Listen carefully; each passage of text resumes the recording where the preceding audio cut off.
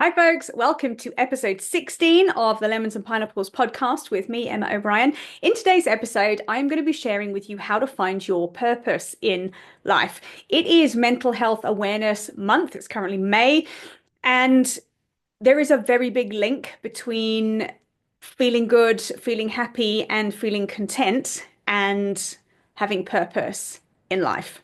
And I'm going to share with you some questions you can ponder on to kind of help you really reconnect with that if you're feeling a bit lost.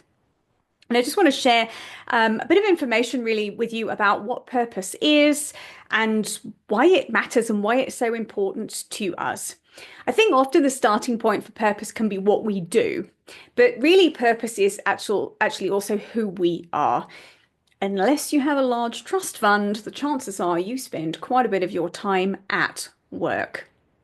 And I think it is really important that we have some sense of purpose and a sense of why and a sense of meaning in the work that we do. It's very, very difficult to keep getting up and dragging yourself to go and do a job that you hate every single day. And if you are in that situation, I would invite you to reflect a little bit on these questions that I'm going to share with you, and also to start to have a look at what else could I be doing that does bring me some joy and contentment and a sense of purpose? And are there shifts I could make to actually really change the work I'm doing so that it is more meaningful? I don't ever advocate anybody, unless you have a large trust fund. I don't advocate anybody ever quitting a job and going all in with starting something else with no resources. I don't think burning bridges is the most useful thing you can do for yourself if you are reliant on a job that you don't like for your financial stability. But you can start to make changes with that. So let's just unpack a little bit. What is purpose?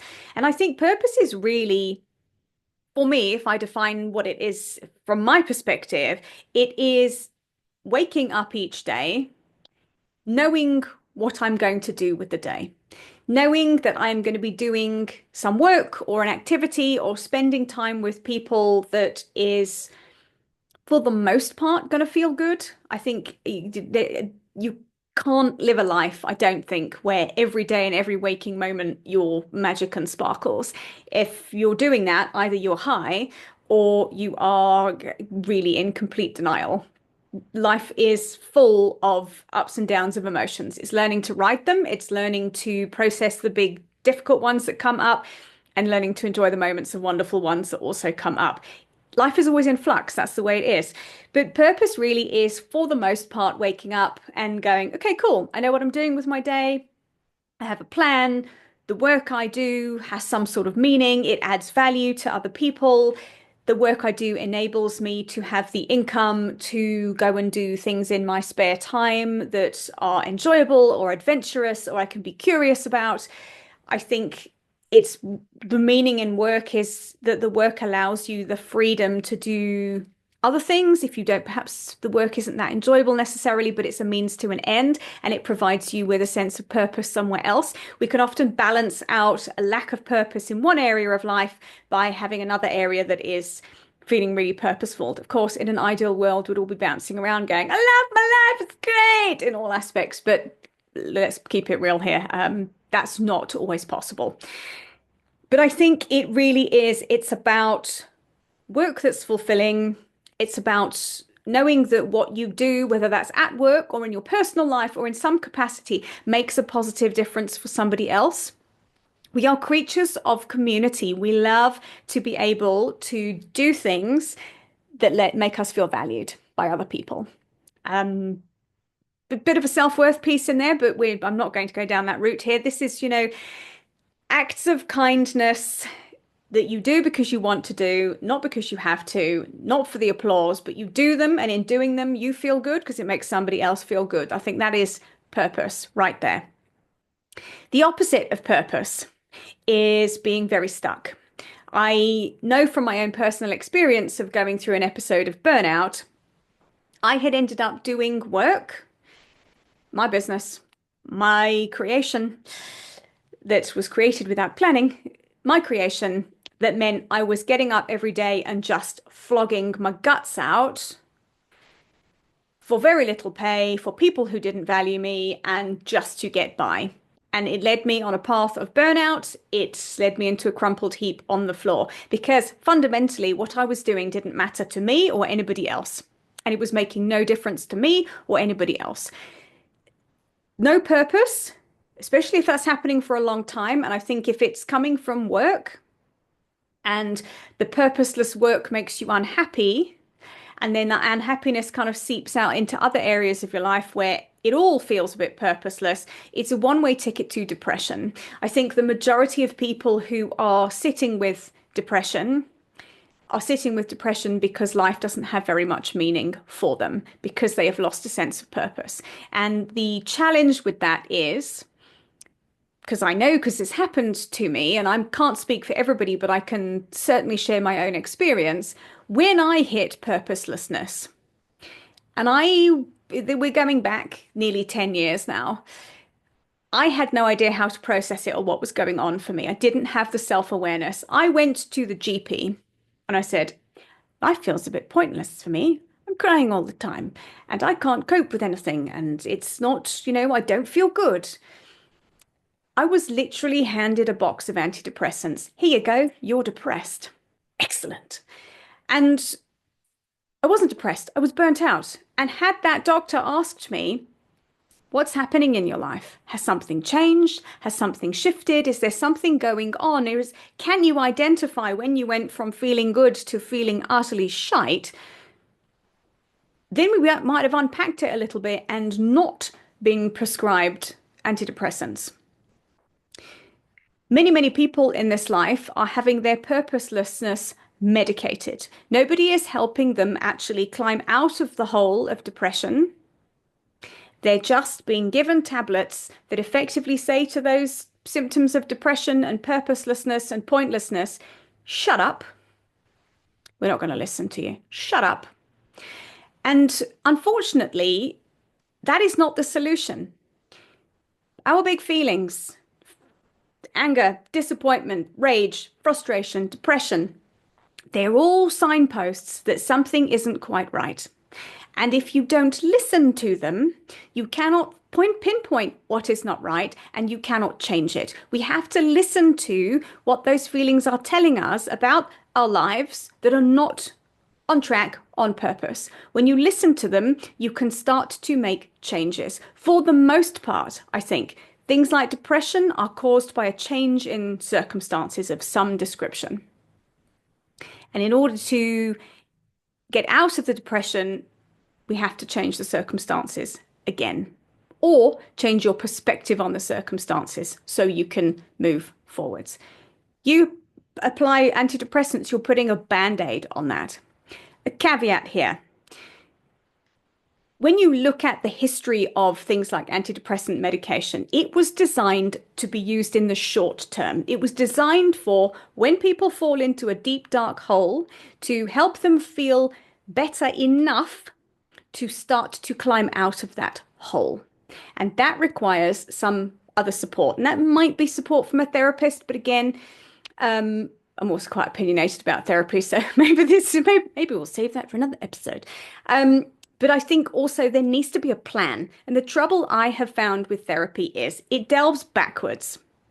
And it delves backwards, and sometimes you need to unpack what's happened in your past to be able to move forwards, 100%. However, there has to be a plan to move forwards. And I think sometimes what can happen is that therapy can just keep you stuck in the past. And then you need to keep having the antidepressants because every time you go to therapy, the past is dredged up, you feel awful, and you need to make the awful feeling go away. What's needed is to be able to go, okay, here we are. Maybe you need a short course of antidepressants to help you feel better enough to be able to take the action to move yourself forwards. Most psychiatric meds were designed for short-term use to help people climb out of the edge of the hole and then feel better enough to move forwards. They weren't designed for people to be on them for a lifetime. And unfortunately, that is what's happening. And that is where I massively object to the use of these meds. I'm going to climb off my soapbox now. But that is where I sit with it. And I think that is the power of coaching. It's the power of having somebody help you shift your perspective on what's going on, and have a plan to move forwards. That is what I do for my clients. Rather than, and it's helping people deal with their big feelings and have safe ways to process them so they're not overwhelmed by them. We're not taught these things as children. We're not taught these things at school. And then we're told to take tablets to shut these feelings up. So how on earth are we supposed to move forwards? Anyway, if you are listening to this and you are feeling stuck and you're feeling like you don't know how to move forwards and you're feeling that life is just going round and round and every day is the same and it's kind of you're going on a bit of a downward spiral, here are a few questions that you can reflect on just to see if you can get a bit of a spark of hope ignited and a few ideas of how you might want to start going in a forward direction. We can find purpose in all sorts of places. It doesn't just have to be at work. Ideally, because most of us spend our time mostly at work, it would be at work because then when you feel good at work, you generally go home and you feel good and then your relationships are good. You know, things that aren't right in one area spill out everywhere. So it has got to be managed. But it might be that you have a job that doesn't really light your fire, but it pays really well. And then you find your purpose in doing some volunteer work somewhere, or you find your purpose in playing, doing stuff, having adventures with your kids at the weekend and in the holidays. It'll look different for everybody. There isn't a prescriptive thing with this. I'm going to share some questions that will help you just reflect a little bit. So, what would I do if I wasn't being paid or getting a round of applause for something I did? If nobody was watching, what would you spend your time doing if you could just had free reign on that? What activities in your day right now really fill your cup and really give you a sense of contentment? What feels good for you in your day right now? What do I do or what can I do to make life better for somebody else? What qualities do other people compliment me on? What are my core values for life and work? Why do I do the job or the work that I do? Who do I really enjoy spending time with? And this is one of my favorite questions. Just suspend your disbelief for a moment. If I could do anything with my life, pretend for a moment you have access, free reign to Donald Trump's bank account and his unlimited Amex cards. Pretend you've got that. Money doesn't matter. There's loads of it. You can do whatever you want. What would you do with your life and your time? Might go on a shopping spree to start with, but again, what would you do if money wasn't an issue? If it wasn't an object, you didn't have to work for money, everything was paid for, you never had to actually go and do paid work ever again, what would you do with your time? It's a really great question to ponder because you might find you'd still be doing what you're doing right now. I know for me, the answer to that would be I'd still be doing what I do right now, but I'd be doing it from a retreat center. But I'd still be doing the same thing. So I know I'm very much on purpose with the work that I do, and I'm very lucky and I'm very fortunate to have that. But it's been quite an intentional thing for me. When we know that our life has meaning and when we know that what we do adds value to the other people around us, it feels good. Purpose really is about it's a feeling. It feels good. You feel fulfilled, you feel engaged, you have a motivation for getting up in the morning. A sense of purpose is a really great way to boost your dopamine. It's an intrinsic driver, and our brains love to reward us when we do things. And I think it's having a goal, knowing that everything you do is moving you closer to that goal, seeing results. I think part of it is seeing some sort of result from the action that we take, whether that is somebody says, thank you, that was wonderful. That will give you a dopamine boost. When you look at people who are depressed and who are stuck and who are struggling, they are low on dopamine because they might be doing something and there is no reward for it. There's no point. And then you just think, well, why am I doing this? And it's very, very difficult to motivate yourself when what you do doesn't matter. So it's about finding a way to make what you do matter. If you want to take this next level, I have prepped 30 questions that you can reflect on with your journal. You can do it with, you can share them with a friend to help you really dig into what's going well in life for you right now. And you can, when you know what's going well in life for you right now, you can go, huh, how can I do more of that? And you can also reflect on where in life are you being completely drained by the things that you're doing? Can you let those go? But we have to identify them. And I think often we can't see the wood for the trees in life. So it's free. The link is in the show notes. You can go access that, download it, print it out, and then you can sit and ponder those questions and just see where they take you and what insights it helps you to glean. I'd love to hear from you, what you think of today's episode. There is an option to send me a text message in the show notes. You can also send me a voice note or a message on Instagram, which is at Emma O'Brien Coach.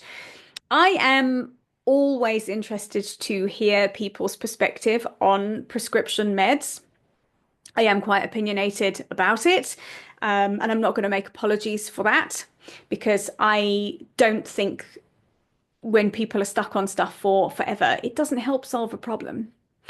We could get into big pharma conspiracy, but again, not an episode for today. But I think when there are alternate ways of helping people move forwards that don't require drugging their feelings into submission, we should be looking at them and talking about them. And that is what I am talking about. That is where coaching is so powerful. That is where some of the shamanic work I do is so powerful. There are other options, folks. So I invite you, if this resonates, do your research and see what other options there are available to you. Yeah, I'm going to close with that. So thank you for joining me. Love to hear from you, and I will see you at the same time next week for another episode. Bye for now.